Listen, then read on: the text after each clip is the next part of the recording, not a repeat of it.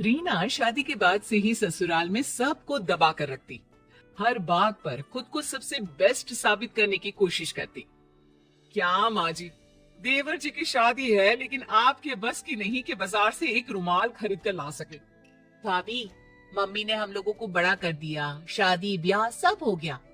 तब तो आप नहीं थी ना जो आज माँ को ताना दे रही है। एक तो तुम लोग यहाँ आती हो, फिर मेरे और माँ के बीच लड़ाई करवाती हो। अरे सही तो बोल रही है मेरी बिटिया। घर की बहू हो और 4 काम करना पड़ गया, इसमें क्या होशियारी दिखाना। अरे करना है तो करो, नहीं तो। बस ये सुनकर रीना का तांडव शुरू हो जाता है। वो चिल्लाने लगती है, हाँ हाँ, सारे काम करवाने के लिए रीना रीना, लेकिन जब काम हो जाए तो धमकी। अरे वाह जी वाह, अब देखो मैं क्या करती हूँ। घर पर छोटे देवर की शादी, ऊपर से भाभी नाराज। अरे रीना बहू दिखाई नहीं दे रही, उसे बोलो छोटी बहू के घर जाकर उन लोगों से पूछ ले, कोई काम की जरूरत तो नहीं है। लेकिन रीना बहू हो तब ना। पापा, भाभी तो मायके चली गई, ये कहकर गई है कि शादी में भी नहीं आएंगी। अरे ये क्या बात होती है, समाज क्या कहेगा। और अब जब सब घर में आने वाले हैं, ऐसे में बड़ी बहू का घर में ना होना बिल्कुल भी ठीक नहीं है ये बात। अरे पापा रहने दो ना उसे, वही छोटी छोटी बात पर घर पर कलेश करती है। सोचती है खुद किसी को कुछ भी बोले लेकिन उसे कोई कुछ ना बोले। ऐसा होता है क्या? अरे फिलहाल तो बहू को मना कर लाना जरूरी है। ड्राइवर से बोलो कार निकाले, हम खुद जाएंगे। घर के सभी लोगों को बहू पर गुस्सा आता है। जो आदमी अपने उसूलों के आगे किसी के सामने नहीं झुका, वो कल की आई एक लड़की को मनाने जा रहा है। पता है ना माँ, पिताजी को समाज, परिवार और आस पड़ोस की कितनी परवाह है। पापा सबके सामने मिसाल कायम करके खड़े हैं कि उन्होंने पूरा परिवार बांध कर रखा है। ऐसे में भाभी नहीं होंगी तो पापा की प्रतिष्ठा में उंगली तो उठेगी ही ना। ये भाभी की जीत नहीं, सबसे बड़ी हार है, हार। उधर मायके में रीना की माँ, अरे बेटी क्या बात है, इतने पैसे वाले लोगों को घुटने में ले आई तू। देख तेरा ससुर कैसे गाड़ियों का काफिला लेकर आया है हम लोगों के दरवाजे। अरे माँ बस बहुत हो गया इन लोगों का नाटक। अब तो देखो वो जो इन लोगों का दूसरा बंगला है ना, देवर की शादी के बाद वहां जाकर रहूंगी मैं, देख लेना। तभी ससुर बहू के मायके आते हैं। रीना की माँ नाटक करती है, अरे आइए भाई साहब, अरे देखे ना कब से समझा रही हूँ कि ससुराल में तेरी जरूरत है, चली जा बेटा। लेकिन पता नहीं क्या बात मन को लग गई है, आई तब से रोए जा रही है, रोए जा रही है। ससुर जो बहू की माँ की हरकतों से अच्छे से वाकिफ थे। देखिए वो सब हम बाद में देख लेंगे, हमारे घर का मामला है। फिलहाल रीना बेटा घर चलो, वहाँ तुम्हारी जरूरत है। बड़ी बहू हो तुम, लोग क्या कहेंगे। देखिए पिताजी, आप खुद आए हैं तो ठीक है, मैं चल रही हूँ, लेकिन मैं साफ साफ कह देती हूँ, देवरानी के आने के बाद मैं उस घर में नहीं रहने वाली। वो तो तुम्हें बोलने की जरूरत ही नहीं है, मैंने पहले ही फैसला ले लिया है कि मैं तुम्हें दूसरे बंगले में शिफ्ट कर दूंगा। छोटे की बीवी और वो हम लोगों के साथ रहेंगे।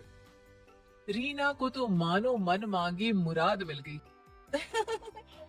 तो फिर ठीक है ससुर जी, चलिए चलते हैं। रीना ससुराल चली जाती है और अच्छे से शादी हो जाती है। छोटी देवरानी जैसे ही घर में कदम रखती है, हाय रे, न जाने किसके अपशगुनी पैर हम लोगों के घर पड़े हैं। बत्ती ही चली गई, करो अब अंधेरे में सारी रस्में। तभी नौकर कहता है, अरे नहीं नहीं बड़े बहू जी, वो तो बत्ती आई है, जनरेटर बंद किया है ना अभी। छोटी बहू के तो पैर बहुत ही सुकून वाले हैं। अरे 2 दिन से पूरा मोहल्ला अंधेरे में डूबा था, अब जाकर लाइट आई है।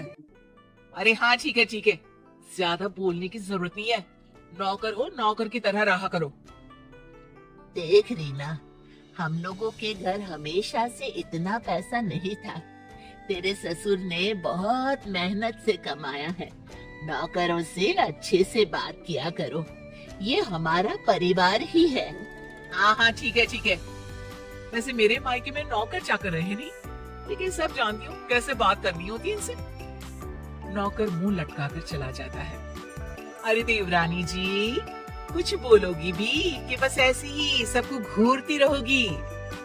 लेकिन छोटी देवरानी कुछ नहीं बोलती। अगले रोज, अच्छा तो मैं चली दूसरे बंगले में। यहाँ सब आप लोग आराम से खुशी खुशी रहो अपनी नई बहू के साथ। रीना का पति कहता है, लेकिन मैं अपना घर माँ पापा को छोड़कर कहीं नहीं जाऊंगा, ये तो पक्की बात है। तो ठीक है ना, आप रहो, मैं और बच्चे तो जाएंगे। कौन रहेगा यहाँ सर्कस में? छोटी देवरानी बोल पड़ती है, दीदी आप इस घर को और घर के लोगों को ऐसे नहीं कह सकती। हाँ रीना भाभी, छोटी भाभी सही कह रही है। तभी ससुर जी आते हैं। बड़कू बेटा, अपनी बीवी को लेकर जाओ दूसरे बंगले में, हम लोगों के लिए छुटकी बहू है। पिता का ऑर्डर मानकर बड़ा बेटा रीना और बच्चों को लेकर चला जाता है।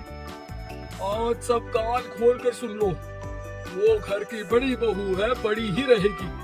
समाज में, परिवार में, हर जगह उसे हमारी बड़ी बहू के नाम से जाना जाता है। लेकिन एक बात ध्यान से सुन लो, कोई भी उससे गलत व्यवहार नहीं करेगा। अब क्या था, जेठानी रीना आए दिन घर आती और अपनी देवरानी को खरी खोटी सुना जाती। इन लोगों को जो तुम बहुत अच्छा समझ रही हो ना, अरे मैंने कैसे कैसे 5 साल काटे हैं मैं ही जानती हूँ। अरे मैं तो कहती हूँ तुम भी इन लोगों को मुंह मत लगाना। देखिए दीदी, अभी तक तो मेरे साथ सब ठीक है, जब कुछ होगा बुरा तो बता दूंगी। अरे मैंने तो इस घर को घर बनाया है, वरना जब मैं शादी करके इस घर में आई थी ना, पूरा घर ऐसे लगता था जैसे चिड़ियाघर। सास को तो किसी चीज का शऊर ही नहीं था। ठीक है ना दीदी, अब देखिए आप नहीं है, लेकिन घर माँ जी ही तो चला रही है। मैं तो वही करती हूँ जो वो कहती हैं। अरे एक बात और, बुढ़िया ना बहुत गहना रखी हुई है। अब मैं तो यहाँ हूं नहीं, तुम ही देखना कहीं ननद ही सारा गहना ना चंपट कर दे। वैसे कायदे से तो बेटी का ही गहना बनता है ना दीदी, हम लोगों को वो दे दे, प्रसाद समझ कर रख लेंगे। आखिर सास की यादगिरी भी तो बहू के पास होनी चाहिए ना। अरे पता नहीं तेरी माँ ने तुझे कोई संस्कार ही नहीं दिए। अरे इन लोगों को जानती नहीं है तू। तभी ससुर वहां आ जाते हैं और छोटी को डांटने लगते हैं। छोटी बहू, मैंने तो तुम्हें अच्छा समझा था, लेकिन तुम भी। नहीं पापा जी, मैं तो सिर्फ दीदी से बात कर रही थी।